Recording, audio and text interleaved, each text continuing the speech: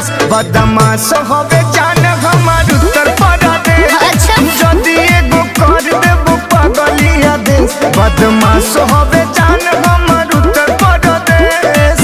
हाँ तो मुझे भी कम मत समझो।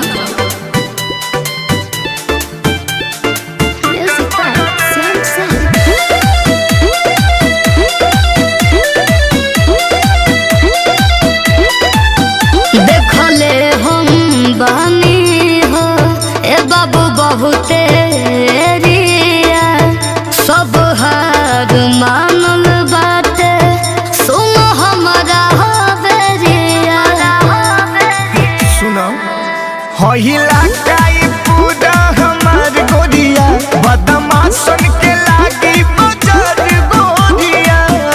अच्छा बॉडी डेंजर होई खाली देखो न फेर आज फट जाई गोरी तो घर इंग्लिश डरे। अच्छा हट जाई गोरी तो घर इंग्लिश डरे।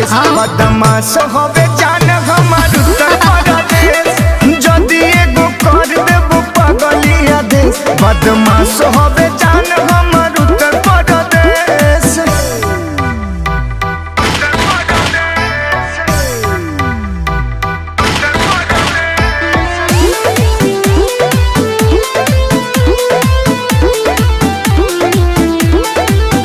लुट जइबो ए बाबू जदि मारब हम ई नचनिया ना किनाई तू देखावो केतनो लाग।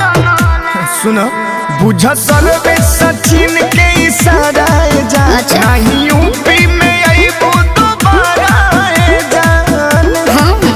जाइबो हम पीछा के बाबू कले बच के रहियो। सुन फट जाई गोरी तो घर इंग्लिश डरे।